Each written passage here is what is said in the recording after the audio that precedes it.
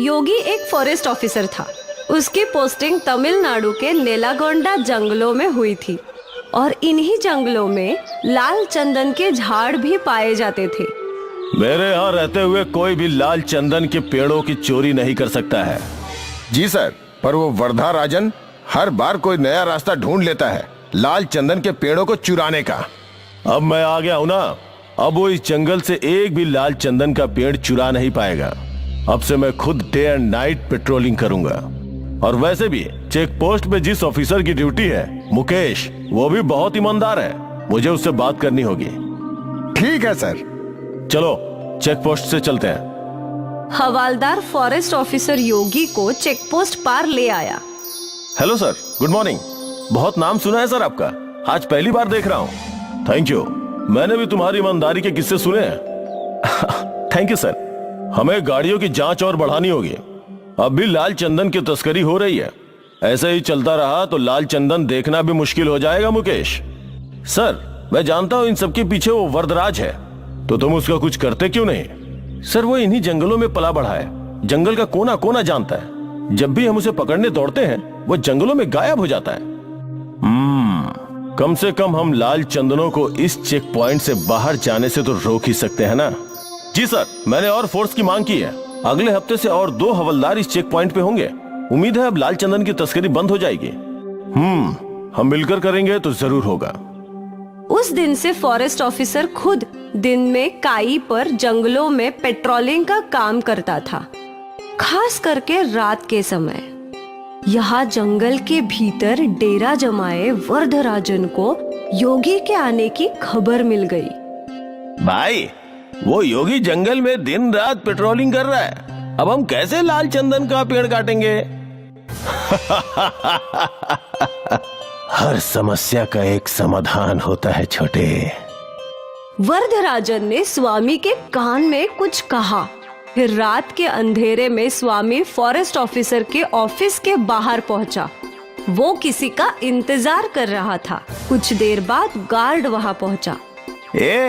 भाई ने तेरे लिए मिठाई भेजी है और इसके बदले बस हमें समय समय पर इत्तला करते रहना। तुझे हर हफ्ते अपनी मिठाई मिल जाएगी। वाह, भाई को शुक्रिया बोलना। हाँ ठीक है। स्वामी खुशी खुशी अपने अड्डे पर लौटा और वर्धराजन को सब कुछ बता दिया। अब देखते हैं वो फॉरेस्ट ऑफिसर अपना क्या बिगाड़ता है। हाँ भाई। उस रात से वर्धराजन और उसके आदमियों ने लाल चंदन के पेड़ों को काटना शुरू कर दिया और यहाँ गार्ड मैसेज करके वर्धराजन को फॉरेस्ट ऑफिसर की लोकेशन बताया करता था।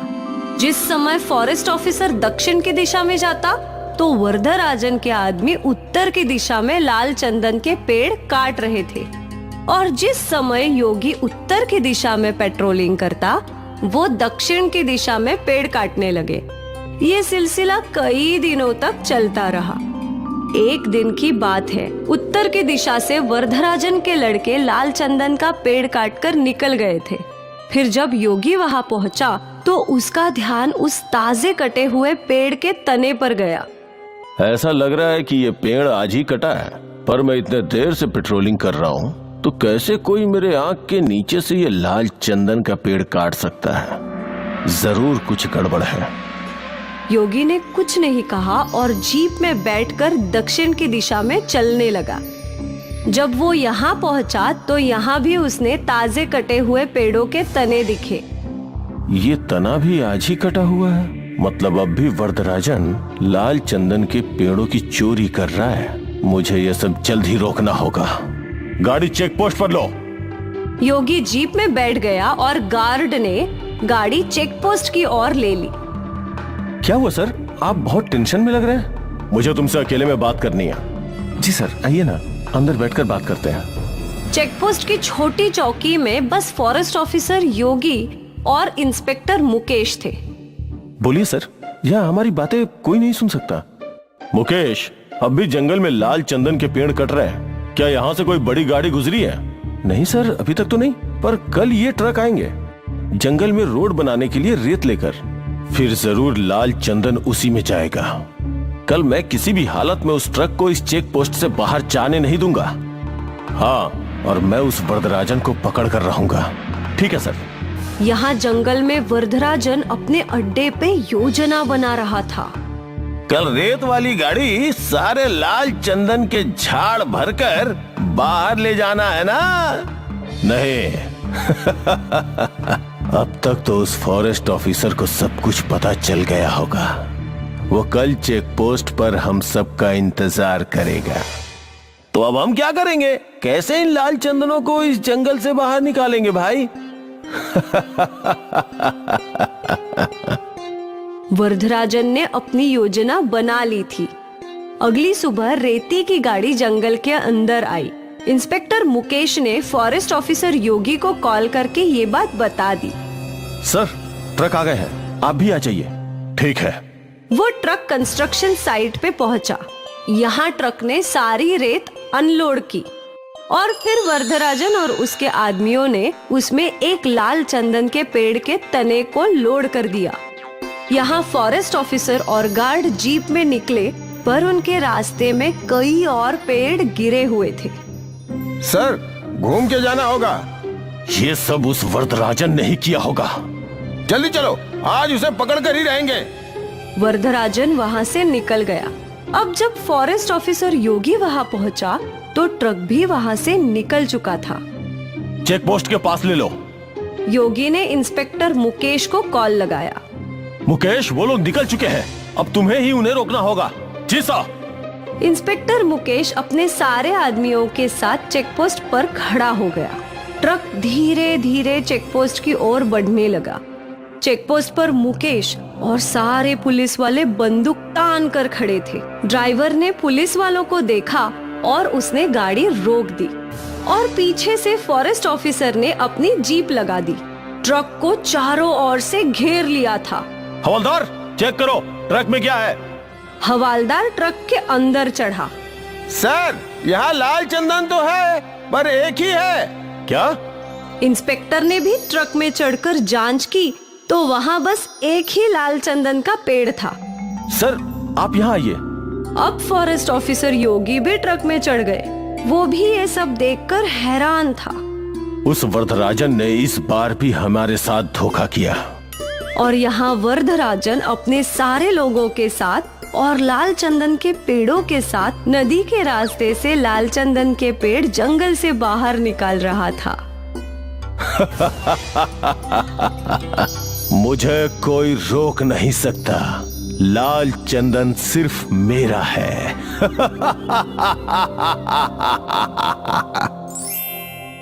ये कहानी है दिल्ली के रणबीर की। रणबीर एक ईमानदार और मेहनती पुलिस वाला था। रणबीर हमेशा अपना काम ईमानदारी और लगन के साथ किया करता था। इंस्पेक्टर रणबीर, दिल्ली में अब आपको पूरे 6 साल हो गए हैं और पूरा दिल्ली शहर तुम पर नाज करता है। इसीलिए हमने फैसला किया है कि तुम्हें अब दरियागंज जाना है और वहाँ भी ऐसे ही हिम्मत और बहादुरी से काम करना है। यस सर, ये मेरे लिए बड़े सौभाग्य की बात होगी अगर आप सब मुझे ऐसा मौका देंगे। वैसे भी मेरे पास कोई नहीं है जो मेरी फिक्र करे। हम हैं ना तुम्हारे साथ, तुम उसकी चिंता मत करो। रणबीर अपने बड़े अधिकारी की बात सुनकर दरियागंज जाने की तैयारी करता है और अपनी माँ प्रभा देवी से बातें करने लगता है।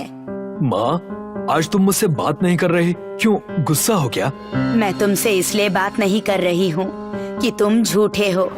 इतनी गहरी बात तुमने मुझसे छुपा कर रखी है और तुम कह रहे हो कि बात नहीं कर रही। अच्छा माँ, तो तुम्हें पता चल ही गया और तुम्हें मैं दरियागंज की बात बताने ही वाला था। लेकिन मैं चाहती हूँ कि तुम वहाँ पर ना जाओ। तुम्हारे दरियागंज जाने से कई सारी तकलीफें हो सकती हैं। नहीं माँ, मुझे वहाँ जाना ही होगा। बचपन से मैं दरियागंज की कहानी सुनते हुए आया हूँ। पिताजी भी आखिरी बार वहीं गए थे, तब से आज तक उनका कुछ पता नहीं चला। मत जाओ बेटा, मत जाओ। रणबीर के बचपन में ही प्रभा देवी का एक हादसे में देहांत हो गया था, लेकिन प्रभा देवी की आत्मा रणबीर से तस्वीर के जरिए बात करती थी। तुम किसान फिर से मेरे घर आ गए। मैंने कहा ना, मैं लगान की कीमत एक ढेला भी कम नहीं करने वाला। मालिक, हम पिछले साल के कर्ज अब तक नहीं चुका पाए हैं अब 4 गुना लगान कहाँ से देंगे? किसान खेती करना ही बंद कर देगा। देखिए, इसमें मैं आपकी कोई भी सहायता नहीं कर सकता। मेरे हाथ में कुछ भी नहीं है। सारे किसान समझ जाते हैं कि जगत से बात करने से कोई उपाय नहीं निकलेगा और वो सारे मिलकर धर्मवीर के पास जाते हैं, जो दरियागंज के सबसे इज्जतदार और बहुत बड़े नेता हुआ करते थे। अगर तुम्हें किसानी करनी है तो तुम्हें नियमों का पालन करना ही होगा। दरियागंज का एक ही उसूल, जो मैंने कह दिया वो करना ही होगा। इससे हमारी लागत नहीं बचेगी मालिक। धर्मवीर ने अपने 2 मुश्तंडे नौकरों को वहाँ पर बुलाया और कहने लगा, बाहर निकाल दो इन निकम्मों को, मैं इन्हें देखना ही नहीं चाहता यहाँ पर। 2 मुश्तंडे आकर सारे किसानों को बाहर निकालने लगे। बाहर निकलो, पता नहीं कहाँ से भीख मांगने आ जाते हैं। सारे किसान हताश और निराश होकर वहाँ से चले गए। उसी दिन रणवीर की दरियागंज में पोस्टिंग हुई थी। भैया, दरियागंज चलोगे? जी जरूर चलेंगे भैया, 30 रुपए देने होंगे। उतने में ही वहाँ पर कुछ गुंडे आ गए और रणवीर को भोला भाला समझकर पैसे लूटने की कोशिश करने लगे। 30 रुपए नहीं, पूरे 300। पर ये भाई साहब तो सिर्फ 30 कह रहे हैं। अब तो बेटा पूरे 500 रुपए लगेंगे, और चाहे तुम जाओ या ना जाओ। आप एक आम नागरिक से उसके पैसे नहीं छीन सकते। सारे गुंडे रणवीर के साथ जोर जबरदस्ती करने लगे। कैसे नहीं देगा पैसे? मैं भी देखता हूँ। ये आप सब गलत कर रहे हैं, ये सरासर अन्याय है। कोई मेरी मदद करो, कोई मेरी मदद करो। रणवीर सबसे मदद मांगता है, लेकिन कोई भी आगे आकर नहीं देखता। तब जाकर रणवीर एक गन्ने की दुकान से कुछ गन्ने ले लेता है और उन गुंडों की उससे खूब धुलाई करता है। अरे तुम इतनी सी बात के लिए मार क्यों रहे हो? अब से तुम कभी किसी के पैसे नहीं छीनोगे, समझ गए? लेकिन तुम हो कौन?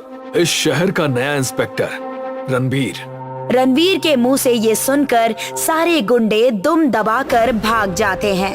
एक तरफ रणवीर को दरियागंज के भ्रष्टाचार की खबर हो चुकी थी, दूसरे ही तरफ धर्मवीर नई चाल चल रहा था। इस जंगल में सारे लाल चंदन के घर हैं, इसे हमें संभाल कर ही रखना है। जी मालिक, मैं क्या सेवा कर सकता हूँ आपकी? मैंने सुना है कि थाने में नया दरोगा आया है। हमें इस लाल चंदन के गांव को गुप्त रखना होगा, वरना हमें दिक्कत हो जाएगी। रणवीर को दरियागंज में आकर पूरे 10 दिन बीत चुके थे। रणवीर अब धर्मवीर के बारे में सब कुछ जान चुका था। हमें अगर दरियागंज को भ्रष्टाचार से बचाना है तो हमें कैसे भी इस धर्मवीर को पकड़ना होगा। यस सर, लेकिन आज तक ऐसी हिम्मत किसी ने नहीं की सर। रात के 2 बज रहे हैं, धर्मवीर को पकड़ने का इससे अच्छा मौका नहीं मिलेगा हमें। रणवीर और उसके साथी हवालदार रात 2 बजे ही धर्मवीर के घर चुपके से चले जाते हैं। वो धर्मवीर एक तस्वीर के पास बातें कर रहा होता है। प्रभा दीदी, मैंने आज भी कोई बुरी चीज नहीं की, मैं बस लोगों का भला करना चाहता हूँ, इससे ज्यादा कुछ नहीं। तुम बहुत बुरा फंसने वाले हो धर्म। रणवीर धर्मवीर को तस्वीर से बातें करता देख सहम जाता है और जैसे ही धर्मवीर के पास जाकर तस्वीर देखता है तो उसमें प्रभा देवी यानी कि अपनी माँ का चेहरा नजर आता है उसे। ये नहीं हो सकता, ये नहीं हो सकता, आखिर ये कैसे संभव है? कौन हो तुम और इतनी रात को मेरे घर आकर क्या कर रहे हो?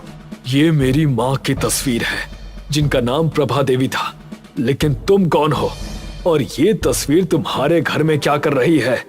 तब जाकर धर्मवीर ने सारी सच्चाई बताई। मैं तुम्हारा मामा हूँ बेटा। प्रभा देवी मेरी बड़ी बहन थी। कई साल पहले दरियागंज में तुम्हारे पिता और तुम्हारी माँ दोनों लापता हो गए थे। तुम्हारे पिता तो आज तक नहीं मिले और मेरी बहन गुजर गई। धर्मवीर और रणवीर बात कर ही रहे थे कि चारों तरफ हवाएं चलने लगी।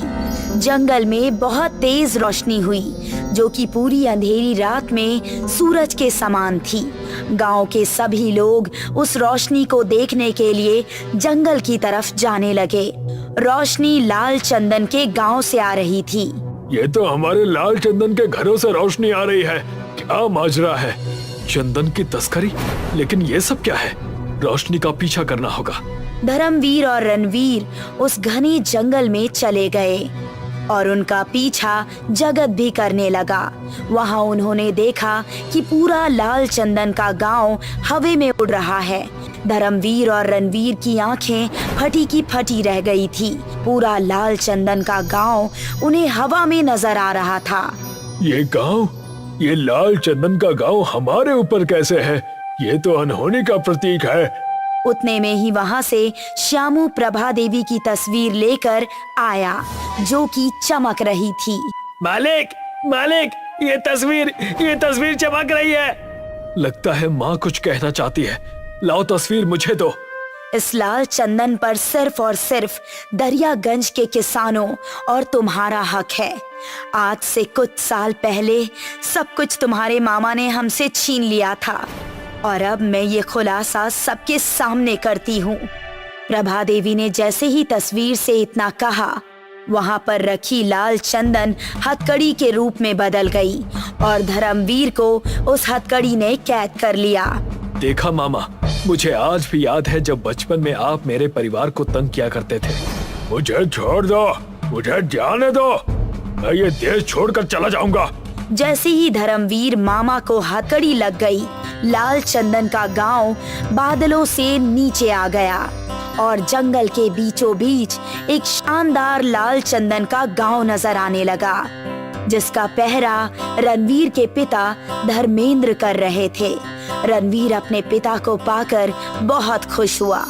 पिताजी, आप इतने सालों से इस लाल चंदन के गांव में कैद थे। तुम्हारे मामा ने मुझे बंदी बनाकर रखा था ताकि मैं दरियागंज की जमीन न हड़प लूं। आज तुम्हारी वजह से मैं आजाद हूँ। तुम्हें यहाँ आने से तुम्हारी माँ इसीलिए रोक रही थी। वो नहीं चाहती थी कि तुम दुश्मनी मोल लो। सारे गांववासी लाल चंदन के घरों में रहने लगे और किसानी करके अपनी जिंदगी बहुत ही खुशहाल तरीके से गुजारने लगे। धर्मेंद्र अब दरियागंज में रहने लगा। सरकार ने रणवीर को अब इंस्पेक्टर से शहर का ACP बना दिया। महेशपुरा गांव में मुकेश और पिंटू नाम के दो भाई अपने पिता के साथ रहते थे। मुकेश बड़ा था और पिंटू छोटा था। पिताजी, आपने मुकेश भैया को साइकिल दिलवाई है, मुझे मोटरसाइकिल दिलवाई है। बेटा, साइकिल बहुत सस्ती चीज है और मोटरसाइकिल महंगी। मुझे कुछ नहीं पता। जब तक मोटरसाइकिल नहीं मिलेगी तब तक खाना नहीं खाऊंगा। पिंटू की जिद के आगे पिताजी को उसे मोटरसाइकिल दिलवानी पड़ती है। मुकेश का पढ़ाई लिखाई में मन नहीं लगता था। पिताजी मुकेश की शादी कर देते हैं। मुकेश खेती बाड़ी का काम संभालने लगता है। उधर पिंटू 12वीं पास कर लेता है। पिताजी, मैं पढ़ाई करने शहर जाऊंगा। बेटा, हमारे गांव में भी तो कॉलेज है। शहर में किराए पर कमरा लेगा और भी खाने पीने का भी अलग से खर्चा होगा। पिताजी, मुझे कुछ नहीं पता। शहर जरूर जाऊंगा। फिर पिताजी को पिंटू की जिद के आगे झुकना पड़ता है। पिंटू पढ़ाई करने शहर जाता है, लेकिन शहर की चकाचौंध में पिंटू का पढ़ाई से ध्यान हट जाता है। वो दोस्तों के साथ बाइक पर मौज मस्ती करता। कभी सिनेमा हॉल में फिल्में देखने जाता, कभी दोस्तों के साथ पार्टी करता। 2 साल पिंटू ने इसी तरह मौज मस्ती करके बिता दिए। एक दिन पिंटू के पास मुकेश का फोन आया। पिंटू, पिताजी की तबीयत बहुत खराब है, तू जल्दी घर पर आ जा। मैं नहीं आ पाऊंगा, बहुत बिजी हूँ, तू ही सब कुछ संभाल। मुकेश बेटा, मेरा पिंटू से मिलने का बहुत मन कर रहा है। पिंटू घर नहीं लौटता और पिताजी की मृत्यु हो जाती है। एक दिन पिंटू का फोन आता है। मुकेश, तू इतने कम पैसे क्यों भेज रहा है? तुझे पता है ना कि शहर में कितना खर्चा है। पिंटू, मुझसे जितने पैसे हो रहे हैं मैं भेज रहा हूँ। इस बार गलत समय पर बारिश हो गई, सारी फसल बर्बाद हो गई। घर पर कुछ खाने तक को नहीं है। क्यों झूठ बोल रहे हो? मैं झूठ नहीं बोल रहा हूँ पिंटू। पिंटू एक लड़की को लेकर अपने गांव में अपने घर पहुंचता है। अरे पिंटू, अचानक से इतने दिनों बाद यहाँ आया और तूने बताया भी नहीं कि तूने शादी कर ली। हाँ भैया, मैंने शादी कर ली। मुकेश एक कागज देते हुए कहता है, भैया ये मेरे कॉलेज का एक डॉक्यूमेंट है, इस पर अपना अंगूठा लगा दीजिए। मुकेश पिंटू पर भरोसा करके कागज पर अंगूठा लगा देता है। बहुत बढ़िया भैया, अब आप अपनी बहू को लेकर घर से निकल जाइए। इस कागज पर इंग्लिश में साफ साफ लिखा है कि आप अपने घर, खेती बाड़ी सब अपने छोटे भाई पिंटू के नाम कर रहे हैं। ये तुम क्या कह रहे हो पिंटू? अब मेरा टाइम मत खराब करिए और अपनी पत्नी के साथ बाहर निकल जाइए। चलो रूपा। बेचारे मुकेश और रूपा रोड किनारे एक झोपड़ी डाल लेते हैं। अब हमारा खर्चा कैसे चलेगा? तुम चिंता मत करो, मैं जंगल से लकड़ियां काट कर लाया करूंगा और बाजार में भेज दिया करूंगा। अगले दिन मुकेश जंगल में लकड़ियां काटने जाता है। दोपहर तक लकड़ियां काटते काटते मुकेश को प्यास लगने लगती है। बड़ी गर्मी है, मेरा तो गला सूखा जा रहा है। मुकेश पानी की तलाश में जंगल में इधर उधर भटकने लगता है। उसे एक कुआं दिखाई देता है। मुकेश कुएं में झांक कर देखता है। कुएं में पानी तो नहीं होता, लेकिन कुएं से बहुत आकर्षक खुशबू आ रही थी। मुकेश कुएं में कूद जाता है। कुएं में एक चंदन का पेड़ था। मैंने सुना है चंदन की लकड़ी बहुत महंगी बिकती है। मुकेश चंदन के पेड़ से कुछ लकड़ियां तोड़कर बाजार में बेचने जाता है। चंदन की लकड़ियां 50,000 में बिकती हैं। मुकेश बहुत खुश होकर घर लौटता है। अब मुकेश रोजाना चंदन के पेड़ से कुछ लकड़ियां काटकर बेच आता। जल्द ही मुकेश ने बड़ा मकान, खेत और ट्रैक्टर खरीद लिया। उधर पिंटू को खेती बाड़ी करना आ ही नहीं रहा था, इसीलिए उसने अपना खेत बेच दिया। कुछ दिनों में खेत के पैसे खत्म हो गए। पैसे कमा कर लाओ, वरना मैं तुम्हें तलाक दे दूंगी। मुकेश के अमीर होने की खबर पिंटू तक पहुंचती है। एक रात पिंटू चुपके से मुकेश के घर के पास जाता है। मुकेश और मुकेश की पत्नी उस समय खाना खा रहे थे। पिंटू खिड़की से उन दोनों की बातें सुनने लगता है। आज हम जो भी हैं, जंगल में उस कुएं वाले चंदन के पेड़ की वजह से हैं। जंगल में एक बाबा मिले थे, उन्होंने मुझे बताया कि वो चंदन का पेड़ मायावी है। अच्छा, जंगल में कुएं वाला चंदन का पेड़। पिंटू जंगल में जाता है और घूमते घूमते उस कुएं तक पहुंच जाता है। वो रहा चंदन का पेड़। पिंटू कुएं में कूद जाता है, लेकिन चंदन का पेड़ गायब हो जाता है और पूरा कुआं पानी से भर जाता है। पिंटू को तैरना नहीं आता था और वो कुएं में डूबकर मर जाता है।